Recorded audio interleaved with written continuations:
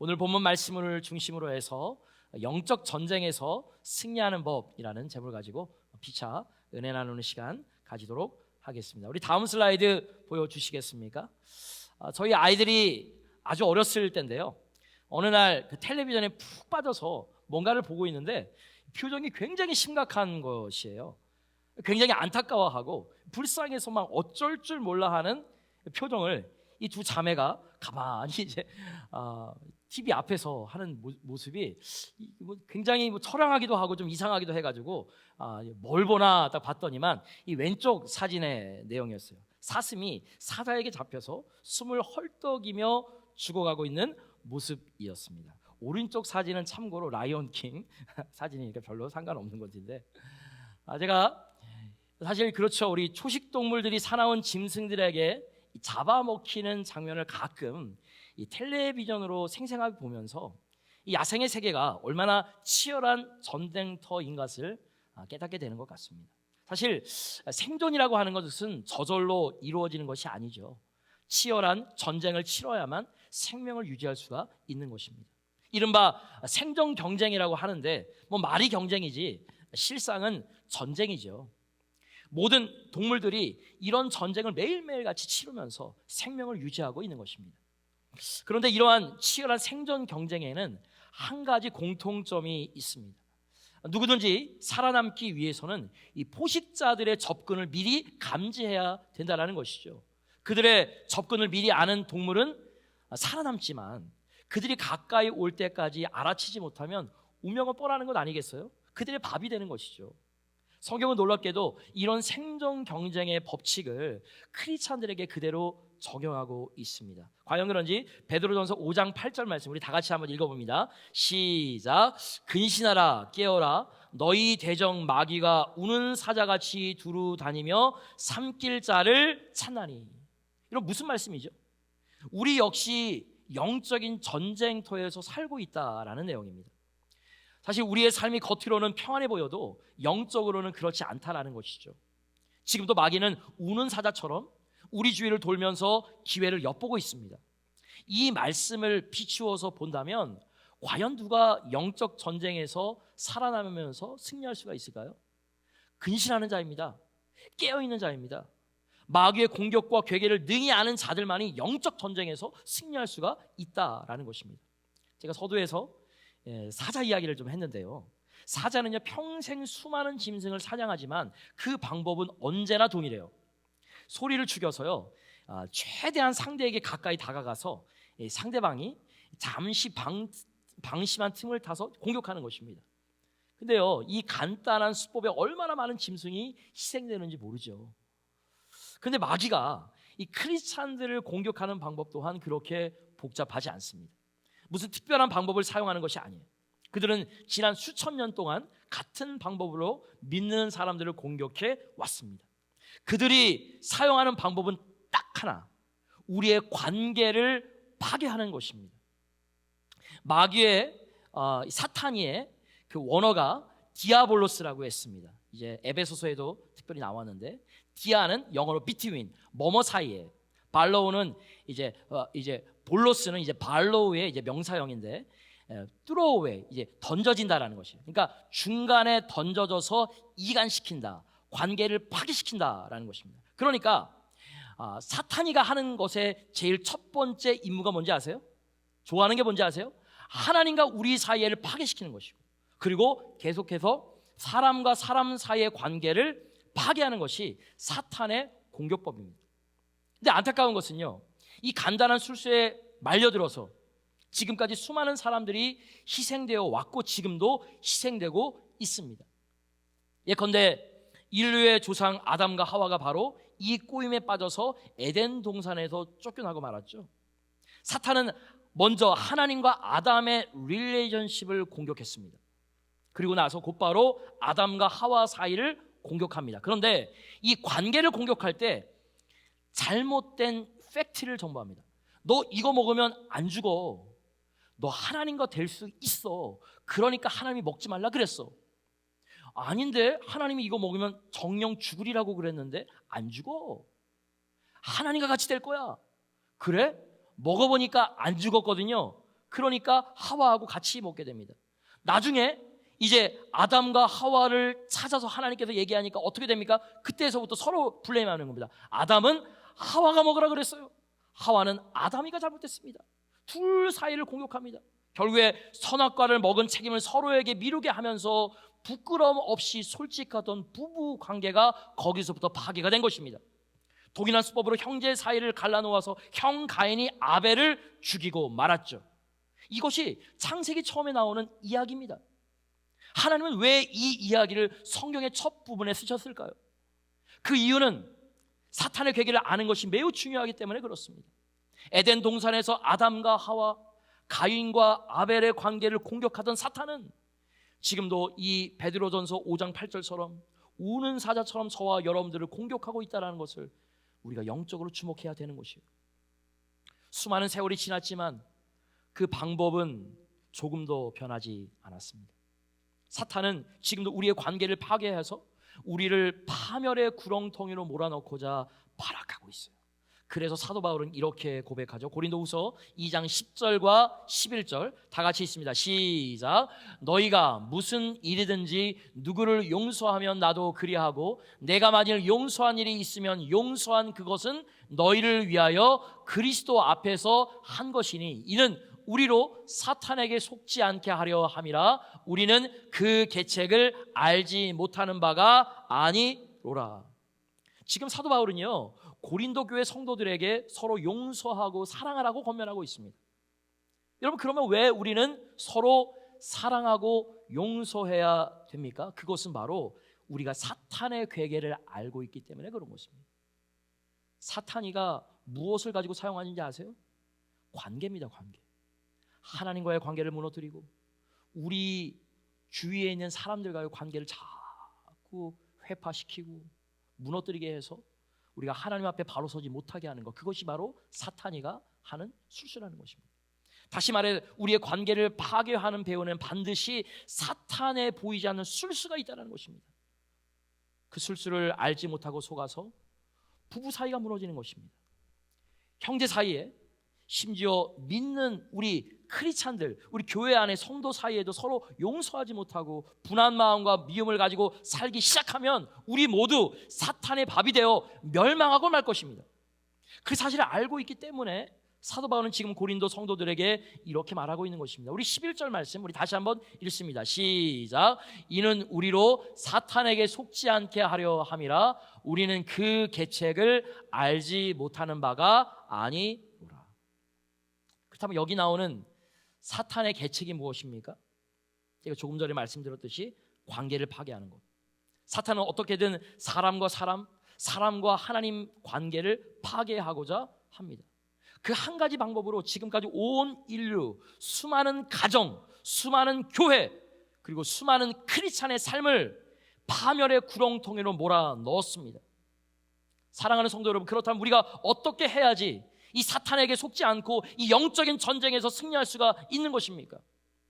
자, 오늘 본문은 기드온이 전쟁에서 승리하고 난 후에 벌어진 일을 기록하고 있습니다. 이들은 하나님의 도움으로 13만 5천 명의 적들 가운데서 12만 명을 죽이고 이제 남은 적의 뒤를 쫓고 있죠. 사실 누구도 승리를 예측하지 않았던 어려운 전쟁을 치르고 나서 기드온과 300명의 용사가 얼마나 피곤하고 지쳤겠습니까? 그들의 형편을 보면은 이렇게 표현하고 있죠. 오늘 4절과 5절 다 같이 있습니다. 시작. 기드온과 그와 함께한 자 300명이 요단강에 이르러 건너고 비록 피곤하나 추격하며 그가 숫곳 사람들에게 이르되 나를 따르는 백성이 피곤하니 청하건대 그들에게 떡덩이를 주라. 나는 미디안의 왕들인 세바와 살문나의 뒤를 추격하고 있노라 하니. 전쟁을 하면 피곤한 것이 당연하지만 이 전쟁이 어디 보통 전쟁이었습니까? 300대 13만 5천 명의 싸움이었습니다. 이렇게 기드온과 용사들이 목숨을 걸고 어려운 전쟁을 승리로 이끌었는데 그 형제 에브라임 사람들이 찾아와서 뭐라고 항의했는지 아십니까? 그 항의가 참으로 놀랍습니다. 우리 1절 말씀 우리 다 같이 읽을게요. 시작. 에브라임 사람들이 기드온에게 이르되 내가 미디안과 싸우러 갈 때에 우리를 부르지 아니하였으니 우리를 이같이 대접함은 어찌 됨이냐 하고 그와 크게 다투는지라. 먼저 백그라운드를 좀 설명해 드리면요, 이 에브라임은요, 이 이스라엘의 12지파 중에서 가장 크고 중요한 지파였습니다. 성전이 없던 때에 하나님의 장막 실로가 그들의 영역에 속해 있었습니다. 그들을 가나안으로 이끌었던 여호수아가 에브라임 지파 출신이었으니 더 말해 무엇하겠습니까?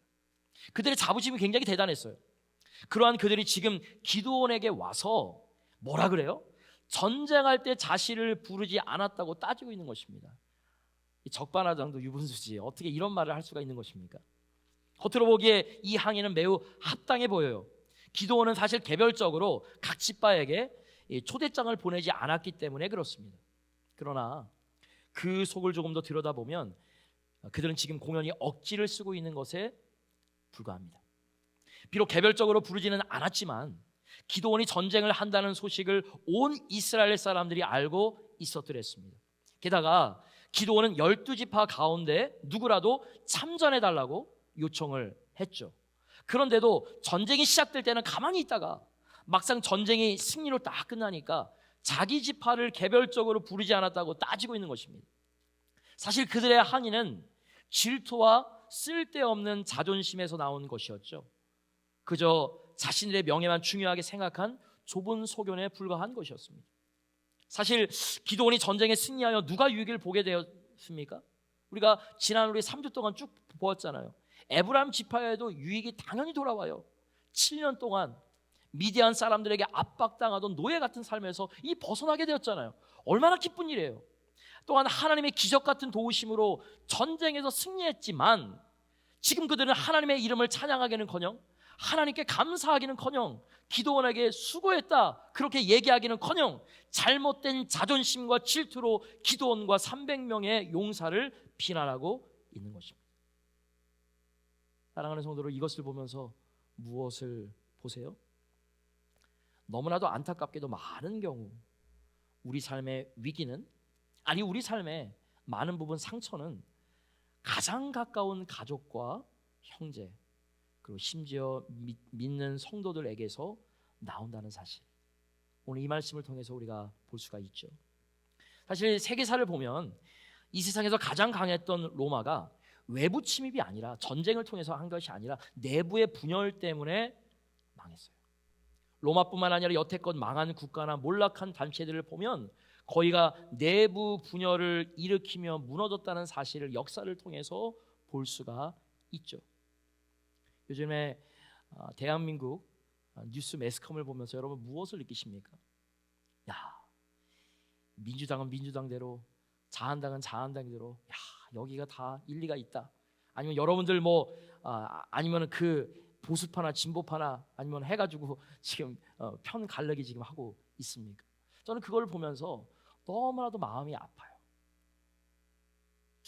나라가 절반으로 나눠져 있다는 그런 느낌이 딱 들어요.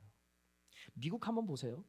미국도 민주당과 공화당 같은 경우에 아주 큰 부류가 있지만 일단 대통령이 세워지면 그 한계선상에서는, 그 엣지에서는 넘어가지 않고 젠틀하게 리더십을 인정해 주잖아요. 근데 한국은 그렇지 않아요. 대통령을 한번 탄핵해서 그런지 이거 나라가 어떻게 되어 가는지 모르겠어요. 근데 참으로 신기한 것은 그 안에 보수파나 진보파나 그 안에 크리스찬들도, 교회들도 있다라고 하는 것입니다. 이것을 우리가 어떻게 생각해야 되는 것입니까? 이러한 것을 우리 크리스찬들은 어떻게 바라봐야 되는 것입니까? 이것이 정말 하나님께서 오늘 이 시대를 살아가는 우리들에게 원하는 숙제 아니겠습니까? 자, 여기에 대한 숙제는 뒤에 제가 말씀을 드리고 오늘 본문으로 다시 한번 와봅시다. 오늘 본문에서도 에브라임 지파가 이렇게 억지를 부리니까 기드온은 얼마나 억울했겠어요. 당연히 그들에게 화를 내고 당당하게 대항할 수 있었습니다. 그가 에브라임 지파와 지금은 싸운다고 해서 비난할 사람은 아무도 없었어요. 그러나 기드온이 에브라임 지파와 싸우느라 적의 잔당을 추격하지 못하면 어떤 일이 벌어졌을까요? 적들은 곧바로 전열을 가다듬고 되돌아와서 300명밖에 되지 않은 기드온의 용사들을 멸망시키고 말았을 것입니다. 본문을 보면 기도원은 에브라임 지파와 맞서 싸우지 않고 오히려 이렇게 응대하고 있습니다. 우리 2절과 3절 말씀 다 같이 읽어봅니다. 시작. 기도원이 그들에게 이르되 내가 이제 행한 일이 너희가 한 것에 비교되겠느냐? 에브라임의 꿀물 포도가 아비에셀의 만물 포도보다 낫지 아니하냐? 하나님이 미디안의 방백 오렙과 스엡을 너희 손에 넘겨 주셨으니 내가 한 일이 어찌 능히 너희가 한 것에 비교되겠느냐 하니라. 기도원이 이 말을 하매 그때에 그들의 노여움이 풀리니라. 이걸 좀 제가 심플하게 설명을 해드리면, 이 화를 내면서 싸워도 시원치 않을 판에 기도원이 오히려 지금 뭐라고 얘기해요? 에브라임의 끝물 포도가 아비에셀의 만물 포도보다 낫다. 너희가 낫다. 그래, 너희가 크다. 너희가 행한 일이 더 위대하고 나는 12만 명이나 죽였지만 그것보다도 너희가 더 위대하다라고 말하면서 그들의 노를 가라앉히고 있습니다. 자기보다 남을 더 낮게 여기고 있습니다. 겸손의 자세를 취하는 것이죠. 얼마나 젠틀한 모습입니까? 참 대단하지 않습니까? 기도원은 이렇게 에브라임 지파와의 싸움을 피하고 계속해서 미디안의 패잔병들을 추격합니다. 얼마나 피곤했을까? 전쟁만 해도 피곤한데 같은 민족에게서 억울한 누명까지, 억울한 욕까지 뒤집었으니 얼마나 지쳤겠어요. 그러나 그는 피곤함을 무릅쓰고 두 왕 세바와 살문나가 이끄는 미디안 군대를 추격해서 이제 숫곳이라는 곳에 도착했습니다. 근데 엎친 데 덮친 격이 또 스토리가 나와죠. 그곳에 이르러 너무나도 배가 고파서 형제인 숫곳 사람들에게 떡을 좀 달라고 요청을 했습니다. 그랬더니 그들이 또 어떻게 응대했는지 아십니까? 요구를 거절했죠. 그뿐만 아니라 비난하고 조롱합니다. 과연 그런지 오늘 6절 말씀 다 같이 읽습니다. 시작. 숫곳의 방백들이 이르되 세바와 살문나의 손이 지금 내 손 안에 있다는 거냐? 어찌 우리가 내 군대에게 떡을 주겠느냐 하는지라. 이걸 쉽게 말하면 이것입니다. 어쩌다가 이게 운이 좋아가지고 전쟁에 이겼는지 몰라도 세바와 살문나의 손이 내 손에 있다고? 네가 이길 수 있다고? 내가 어떻게 감히 지금 우리에게 떡을 요구해? 음식을 요구해? 너희에게 우리가 떡을 주고 음식을 줬다가 만약에 네가 전쟁에 지면 어떡할 건데? 그 책임 누가 질 건데? 세바와 살문나가 쳐들어와가지고 너에게 도와줬다고, 너에게 음식 줬다고, 떡 줬다고 우리를 멸망시키지 않겠어? 지난번에는 너희가 운이 좋아가지고 이겼을 뿐인데 이 300명으로 지금 1만 2천 명 어림도 없지. 네가 12만 명 이긴 거는 운이 좋아서 이긴 거야. 그러면서 떡을 주지 않은 것입니다. 아니 12만 명을 이겼는데 1만 2천 명 못 이기겠습니까? 근데 그것 가지고도 계속 뭐예요? 불신하는 것입니다. 조롱하는 것입니다. 배신하는 것입니다. 근데 한번 생각해 보세요. 이 모든 것들이 적이 아니에요. 같은 동족이에요. 같은 동족으로부터 이 기도원과 그 군사들의 마음이 지금 찢어지는 거죠. 상처받는 것입니다. 그런데 제가 초두에도 말씀드렸듯이 이러한 현상은 지금도 그대로 우리들의 삶 속 안에서 재현되고 있다는 것입니다.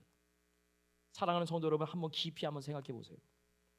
누가 여러분의 마음을 가장 아프게 합니까? 누가 여러분을 제일 믿어주지 않았습니까? 누가 여러분에게 조롱의 눈길을 보내던가요? 우리는 때로 누구에게 배반을 당합니까? 죄송한 이야기지만 형제, 가족입니다. 또 어떤 때는 같은 교회에서 신앙생활하는 성도들이 될 수도 있습니다. 가슴 아프지만 사실이에요. 왜일까요? 왜 우리는 서로 사랑하지 못하고 서로 마음을 아프게 하는 것입니까? 왜 하나님이 이루신 놀라운 일을 찬양하기보다는 생각이 조금 다르다고, 스타일이 다르다고 비난하고 욕하고 조롱하는 것입니까? 왜 감사한 마음보다는 늘 섭섭이 서운한 마음을 가지고 살아가는 것일까요?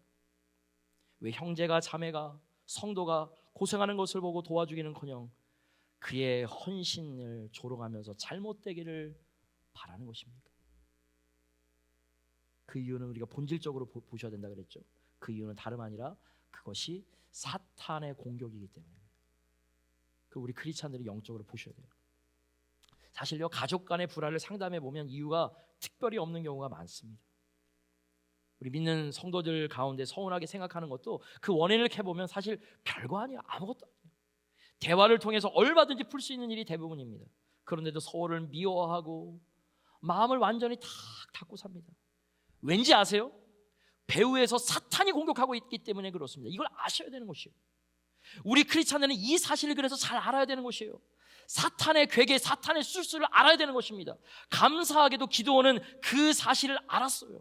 그래서 온갖 억울한 소리를 듣고도 그들과 다투지 않고 계속 전쟁에 집중해서 마침내 승리를 거둔 것을 영적으로 주목하시길 주의 이름으로 축원합니다.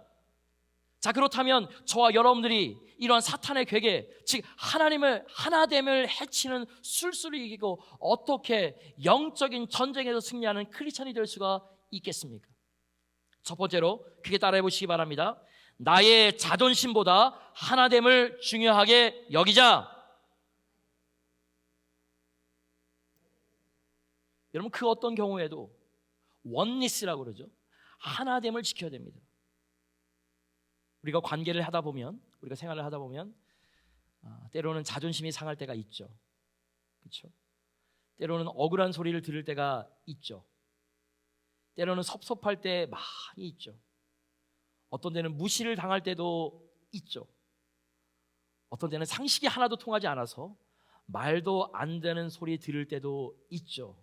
그래도 여러분, 나의 자존심을 드러내는 것이 아니라 하나됨을 중요하게 여기셔야 합니다. 어떤 이유에건 하나됨을 포기하면 그 순간 사탄의 술수가 안에 들어오는 것이요. 그래서 성경은 이렇게 이야기합니다. 에베소서 4장 2절과 3절 말씀 다 같이 읽을게요. 시작. 모든 겸손과 온유로 하고 오래 참음으로 사랑 가운데서 서로 용납하고 평안에 매는 줄로 성령이 하나 되게 하신 것을 힘써 지키라. 여러분, 사랑 가운데 서로 용납하기 위해서 뭘 먼저 해야 되는지 아십니까? 참으로. 고린도전서 13장이 사랑장이잖아요. 근데 사랑을 정의할 때 맨 처음에 뭐라고 합니까? 사랑은 오래 참고. 여러분, 참으시기 바랍니다. 아멘? 왜 아멘이 적어? 여러분들 별로 안 참으시는 것 같아. 여러분들 어떠한 상황에서도 오래 참으시길 주의 이름으로 권면합니다. 예, 감사합니다. 참으셔야지 사랑이 나오고, 그리고 사랑을 해야지 용납할 수 있는 것입니다. 그리고 성령의 하나 되는 것을 우리가 힘써서 지킬 수가 있는 것입니다. 근데요, 3절 말씀 보세요. 왜 힘쓰라고 했을까요? 성령이 하나 되게 하신 것을 왜 힘쓰라고 했을까요? 그거는 지키는 것이 쉽지 않기 때문에 그렇습니다. 오늘 딱 보니까 이제 부부가 오신 분들, 몇몇 분들 보이시는데, 부부가 하나됨을 지켜야 됩니다. 근데 부부가 하나됨을 지키기 위해서는요, 사랑 가운데 용납해야 되잖아요. 그 사람을 용납해야 하기 위해서 뭐 해야 되죠? 오래 참아야 돼요. 어떤 사람은 또 얘기합니다. 남편이 이거는 남편이 분명히 잘못했어. 그러니까 남편이 먼저 회개하고 나한테 용서를 해야 돼. 근데 참 신기한 거는요, 와이프도 똑같이 생각하고 있어요. 이게 아니에요. 우리 크리스찬들의 생각은 틀려져야 되는 것입니다. 세상 사람들은요, 내가 그 사람을 짓밟고 이기면 승리라고 생각해요. 그 사람이 나한테 고개를 숙이고 90도로 절하고 잘못했습니다 하면 이긴다고 생각해요. 아니에요. 우리 크리스찬들의 승리의 정의는 아니에요. 내가 세상 사람들의 가치관으로 내가 지고 짓밟고 자존심 상하더라도 예수 그리스도가 드러나면 나는 이긴 것이에요. 내가 조금 요구도 먹고 내가 조금 상처받고 그래도 다른 사람들이 피해 안 가고 내가 오히려 상처받고 오히려 그 사람도 내가 상처 안 주고 내가 조금 더 힘든 것들 손해 좀 하더라도 예수 그리스도의 영광이 더 드러난다면 그것이 승리예요. 근데 우리 많은 사람들 똑같이 이기려고 그래요. 우리 한국 사람들 얼마나 급합니까? 무조건 막 빨리 하려고 그러잖아요. 그죠? 교회 안에서도 이러한 하나됨을 지켜야 되는 것입니다. 억울해도 분통이 터져도 내 의견이 관철되지 않아도 상대를 용서하고 사랑하며 하나됨을 지키는 축복이 있길 주의 이름으로 축원합니다. 작가이며 유명한 연사인 레오 버스카글리아가 한 번은 자신이 심사를 맡았던 어떤 대회에 대해 말한 적이 있습니다. 그 대회의 목적은 남을 가장 잘 생각할 줄 아는 아이를 뽑는 일이었습니다. 공교롭게도 레오 버스카길리아가 뽑은 우승자는 7살의 아이였습니다. 그 아이의 옆집에는 최근에 아내를 잃은 나이 먹은 노인이 살고 있었습니다. 그 노인이 우는 것을 보고 어린 소녀는 노인이 사는 집마당으로 걸어갔습니다. 그리고는 노인의 무릎에 앉아 있었습니다. 그 아이의 엄마가 나중에 아이에게 이웃집 노인께 무슨 위로의 말을 했냐라고 물으니까 어린 소녀는 이렇게 말했다고 합니다. 엄마, 저 아무것도 안 했어요. 다만 그 할아버지가 우는 걸 도와드렸어요. 눈물 닦아드렸어요. 그리고 저도 이상하게 눈물이 나더라고요. 같이 울어줬어요. 사랑하는 성도 여러분, 저는 우리 교회가 기쁜 것도 함께 나누기도 해야 되겠지만 이렇게 함께 울어줄 수 있는 성도님들이 되었으면 좋겠습니다. 가장 아플 때, 가장 힘들고 괴로울 때 우리 교회가 생각이 나고, 목자가 생각이 나고, 목사가 생각이 나고, 사모가 생각이 나고, 우리 사랑하는 동역자들이 생각이 나고, 또 새벽 기도하시는 분들이 생각이 나서 함께 울어주고 기도해주고 격려해주는 진정한 사랑의 공동체가 되었으면 좋겠습니다. 수개월 전인데 제가 어느 성도님 집에 이제 신방을 갔습니다. 아니 이제 사업장의 신방을 갔습니다. 근데 공교롭게도 그 시간에 도둑이 들었어요.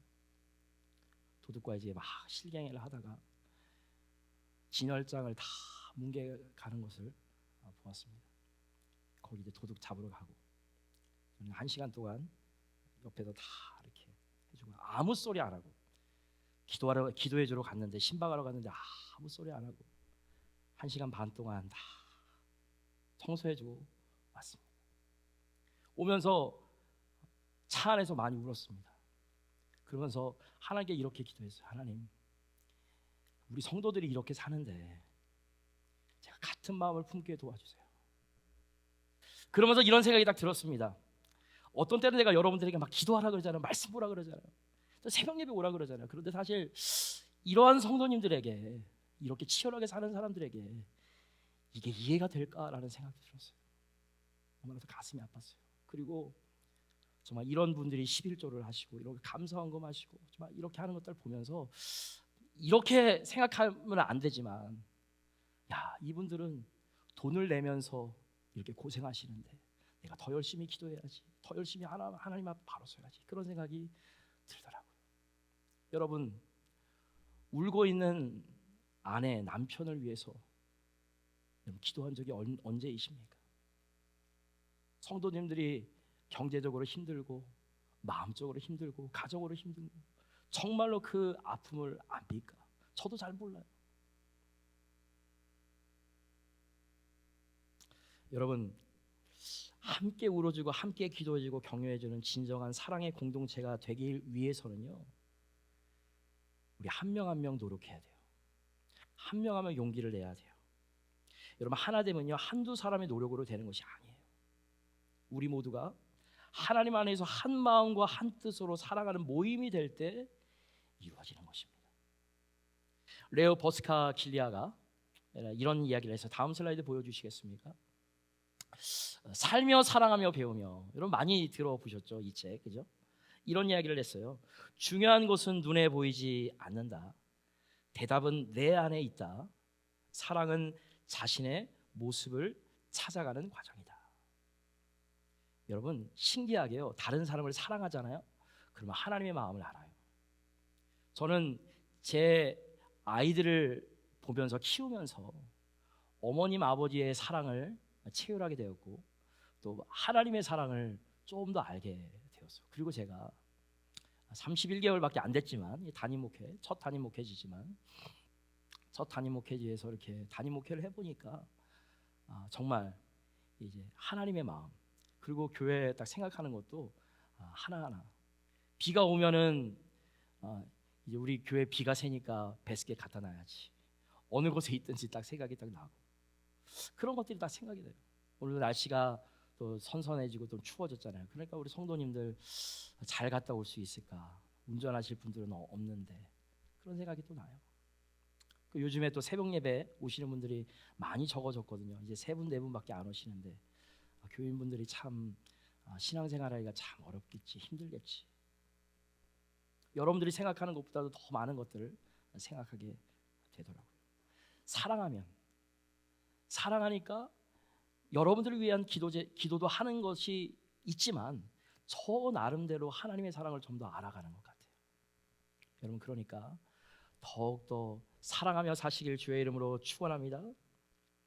무엇보다 하나님께서는 하나님을 가장 좋아해서 하나됨, 시기와 질투와 다툼으로 인해서 분열되는 것을 가장 아파하십니다. 우리 모두 사랑을 회복하면서 사랑으로 하나됨에 힘쓰는 저와 여러분들 되시길 주의 이름으로 축원합니다. 조금 서운하더라도 여러분들이 좀 잘못을 안 했더라도 먼저 다가가서 인사하고 사랑을 베풀 수 있는, 또 기도할 수 있는 저와 여러분들 되었으면 좋겠습니다. 우리 두 번째로, 우리 영적 전쟁에서 승리하기 위해서 크게 따라해 보시기 바랍니다. 어떤 대가를 치르더라도 소명을 잊지 말자. 자, 기드온이 전쟁에서 승리한 것은 끝까지 목표를 잃지 않았기 때문에 그렇습니다. 그의 소명은 무엇이었습니까? 다름 아닌 미디안을 물리치는 것이었습니다. 그는 자신의 소명과 목표를 끝까지 포기하지 않았습니다. 그래서 온갖 비난과 조롱에도 굴하지 않고 끝까지 미디안 군대를 추격하면서 그들을 물리쳤습니다. 여러분, 그러면 제가 반대로 한번 물어볼게요. 여러분의 소명은 무엇입니까? 자녀들을 향해서, 부모님들을 향해서, 형제들을 향해서 가지고 있는 소명, 그리고 이 땅을 사는 동안 하나님께서 주신 소명이 과연 무엇입니까? 사탄의 공격이 부병한데도 그것을 알지 못하고 아주 사소한 일에 서운한 마음이 생겨서 관계가 깨지고 하나님이 주신 소명을 팽개쳐버리는 사람들이 너무나도 많이 있지 않습니까? 이것을 보고 누가 웃겠어요? 웃는 자는 단 하나밖에 없어요. 바로 사탄입니다. 이렇게 해서는 우리의 영혼이 파멸되고 우리 가족이 상처받고 다치고 성도들이 상처받는 일만 생기는 것이에요. 우리 자녀들만 상처받는 일만 생기는 것입니다. 마음속에 서운한 감정들 때문에 사랑하는 가족들과 사랑하는 지체들과 담을 쌓고 사는 것은 원하는 일이 아니지 않습니까? 시편 43편 5절에 이렇게 하나님께서 말씀하고 있습니다. 우리 다 같이 한번 읽어볼게요. 시작. 내 영혼아, 내가 어찌하여 낙심하며 어찌하여 내 속에서 불안해하는가? 너는 하나님께 소망을 두라. 그가 나타나 도우심으로 말미암아 내 하나님을 여전히 찬송하리로다. 그럼에도 불구하고 하나님께서 분명히 말씀하십니다. 이 땅의 것에 대해서, 이 관계에 대해서 생각하면 너 계속 불안해. 그 불안해하는 그 끝은 사망이야 멸망이야. 그러나 하나님께 소망을 둬. 그러면 하나님께서 도와주셔서 하나님을 찬양하는 그런 귀한 삶으로 만들어줄 거예요. 바로 이것이 바로 하나님께서 저와 여러분들에게 원하는 메시지인 것입니다. 사랑하는 성도 여러분, 그러므로 사탄의 술수를, 사탄의 괴계를 이기기 원한다면 어떤 대가를 치르더라도 하나님이 주신 소명만은 붙들기를 주의 이름으로 권면합니다. 하나님의 길에서 떠나지 말고 오직 하나님의 길을 붙드시는 저와 여러분들 되시길 주의 이름으로 축원합니다. 베드로전서 5장 8절 말씀 우리 다시 한번 좀 읽어보겠습니다. 시작. 근신하라, 깨어라. 너희 대적 마귀가 우는 사자같이 두루다니며 삼킬 자를 찾나니. 먼저 하나님과의 관계가 소원해졌습니까? 너무 바빠가지고 하루에 한 장 성경 읽는 것도 너무 어려워. 하지만 하나님을 사랑한다면 할 수 있는 건 아니겠습니까? 여러분, 치열하죠? 힘들죠? 바쁘죠? 경황 없죠? 그래도 기도할 수 있잖아요. 하루에 몇 분이라도 기도할 수 있잖아요. 근데 나는 이거는 아니야. 이 정도만 하면 돼. 사탄이가 좋아하는 게 보이지 않습니까? 여러분 가운데서 관계가 소원한 사람 있습니까? 저 사람은 저래서 안 돼. 라고 하는 사람 있습니까? 그럼 누가 좋아하겠습니까? 사탄이가 좋아하는 것입니다. 사탄의 괴계에 빠지면 우리의 영적으로도 허물어져 갑니다. 하나님과의 관계가 깨끗해지고 다른 사람들에게 피스메이커가 되고 사랑의 교제를 나누고 은혜의 교제를 나누면서 하나님의 풍성한 은혜를 나누는 것, 그것이 하나님께서 우리들에게 원하는 것입니다. 여러분, 오늘 이 말씀을 통해서 영적 전쟁에서 승리하기 위해서는 먼저 하나님과의 관계에서 영적인 불순물이 있다면 사탄이가 자꾸 하나님과의 관계를 허물어뜨리게 하는 것들을 온전히 깨뜨리고, 때로는 훈련이 필요합니다. 말씀 가지고 살아야 되는 것입니다. 더 기도해야 되는 것입니다. 그럼에도 불구하고 내가 시간을 들이고 정성을 들이고 하나님 앞에 하나님과의 관계를 가져야 되는 것이에요. 그리고 주위 사람들에게 내가 피스메이커가 되게, 때로는 억울한 일을 당하고 분통한 일을 당해도 그럼에도 불구하고 내가 저들을 사랑하고 내가 저들을 위해서 내가 축복하리라. 그러면 그 은혜가 여러분들에게 다시 돌아온다고 예수님께서 말씀해 주셨습니다. 이 말씀으로 이 사탄의 공격에서 온전히 벗어나서 그리스도의 보혈로 승리하는 강한 크리스찬들 되시길 주의 이름으로 축원합니다.